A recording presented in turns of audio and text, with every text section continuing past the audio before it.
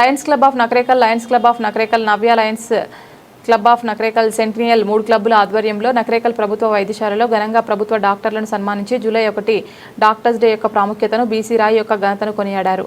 ఈ కార్యక్రమానికి program chairperson గా లయన్ బ్రహ్మదేవర రమేష్ వ్యవహరించగా, లయన్స్ క్లబ్ ఆఫ్ నకరేకల్ అధ్యక్షులు lion N Suryachandrarao, lions club of Nakrekal నవ్య అధ్యక్షులు MJF lion D Padmaja, lions club of Nakrekal centennial అధ్యక్షులు లయన్ బాబురెడ్డి సూదిరెడ్డి, 3 క్లబ్ల కార్యదర్శులు, కోశాధికారులు కార్యక్రమాన్ని నిర్వహించారు.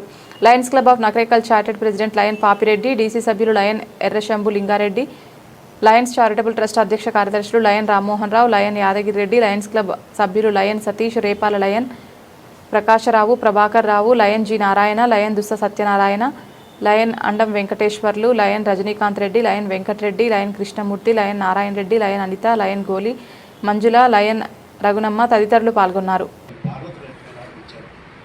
నాకు తెలిసి మెడిసిన్లో మొట్టమొదటి భారతరత్న ఆయన is the 9th man to get.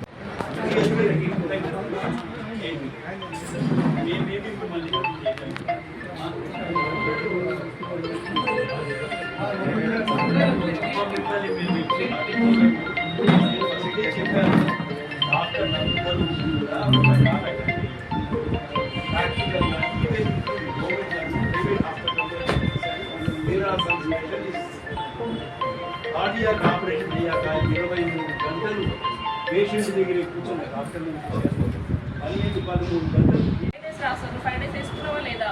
లేదు. అందరూ ఏం చేస్తారంటే ఒక 2 రోజులు వేసుకొని తగ్గిపోయింది కదా, ఇంకేం అవసరం లేదు అనుకుంటారు. లేదు, నేను 5 days కోర్సు రాసిన అంటే నువ్వు 5 days అది వాడాలి, వాడాకనే తగ్గుతుంది. 2 days వేసుకుంటారు, సింటమాటిక్గా రిలీఫ్ రాగానే ఆయన అవసరం లేదు అనుకుంటారు, మళ్ళీ వారం తర్వాత మళ్ళీ వస్తారు తగ్గలేదని. నేను చెప్పిన నువ్వు ఫాలో అవ్వనప్పుడు నీకు ఎట్లా పనిచేస్తుంది మెడిసిన్? అది మొత్తం జనాల్లో చాలా తగ్గిపోతుంది. దాంట్లో ఇంకా గవర్నమెంట్ హాస్పిటల్ ఎట్లుందంటే ఫ్రీ మెడిసిన్ అనగానే మీరు ఎట్లా కొనలేదు కదా, 2 రోజులు వేసుకొని పడేయచ్చులేదు ట్యాబ్లెట్, అవసరం లేదు. అదే ప్రైవేట్లో మనం పైసలు పెట్టి కొనుక్కున్నాం అనుకోండి, అక్కడ కోర్స్ మంచిగా వేసుకుంటున్నారు చాలా వరకు పేషెంట్స్. మేము యాటిట్యూడ్ చూస్తున్నాము. కానీ గవర్నమెంట్ ఇచ్చే ఫ్రీ మెడిసిన్ వల్ల ఇది వాళ్ళు పెట్టలే కాదు, బాధ అనిపించదు అన్నట్టు. 2 రోజులు వేసుకోవడం మానేయడం. దీనివల్ల ఏమీ అవుతుందంటే యాంటీబయాటిక్ రెసిస్టెన్స్ డెవలప్ అవుతుంది. అంటే నెక్స్ట్ టైం వచ్చినప్పుడు ఆ పేషెంట్కి ఆ యాంటీబయాటిక్ నేను రాసిన పని చేయదు. ఆ పేషెంట్కే కాదు, ఆ పేషెంట్ నుంచి ఆ జబ్బు వేరే వాళ్ళకి వచ్చింది అనుకోండి, వాళ్ళకు కూడా రెసిస్టెన్స్ డెవలప్ అవుతుంది. ఓవర్ ద పీరియడ్ యాంటీబయాటిక్స్ అనేవి పని చేయకుండా పోతాయి. దీనివల్ల మనం ఒక స్టేజ్లో ఆ డిసీజ్ని మనం క్యూర్ చేయడానికి ఆపర్చునిటీ కూడా పోతుంది. అంటే అది చాలా డేంజర్. చాలా మంది పోయి మెడికల్ షాప్లో ఏదో సింటమ్ చెప్పేసి ఈ ట్యాబ్లెట్ వేసుకుంటే అయిపోతుంది. ఆ డాక్టర్ దగ్గరికి పోయినా అదే రాస్తారు కదా, ఏముంది ఈ ట్యాబ్లెట్ నాకు తెలుసు, లేదా ఆల్రెడీ ఒకసారి ఎప్పుడో డాక్టర్ రాసుకుంటారు, ఆ రాసిన ట్యాబ్లెట్ పట్టుకొని పోయినసారి వేసుకున్నా కదా ఇప్పుడు కూడా వేసుకుంటే సరిపోతుంది. అట్లా ఉండదు. ఎప్పుడైనా ప్రాపర్ డయాగ్నోసిస్ ఉంది, ప్రాపర్ ట్రీట్మెంట్. వాట్ ఎవర్ ఆ పారాసిటమాల్ ఇచ్చే పారాసిటమాల్ అయినా కూడా డాక్టర్ అనేవాళ్ళు ప్రాపర్గా ఎనలైజ్ చేసి దాన్ని ఎంత డ్యూరేషన్ వేసుకోవాలి, ఎంత డోస్ వేసుకోవాలి అనేది డిసైడ్ చేసి ఇస్తారు. అది డాక్టర్ యొక్క ఎక్స్పర్ట్ అయితే. మేము ఒక్కొక్కరం ఒక 10 ఏళ్ళు చదివినామండి, ఒక 6 ఏళ్ళు MBBS, 3 ఏళ్ళు PG మధ్యలో ప్రిపరేషన్.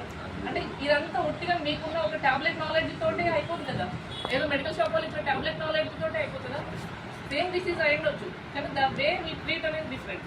ఒక డాక్టర్ దాన్ని ప్రాపర్గా అనలైజ్ చేసి ఈ పేషెంట్కి ఇంకా వేరే కోమార్బిడ్ డిసీజెస్ ఏమి ఉన్నాయి, ఆ డిసీజెస్ ఉన్న వాళ్ళకు ఇవన్నీ కంబైన్డ్గా ఏ మెడిసిన్ ఇస్తే తొందరగా రికవర్ కాగలుగుతారు. అది ఒక డాక్టరే అనలైజ్ చేయగలుగుతారు.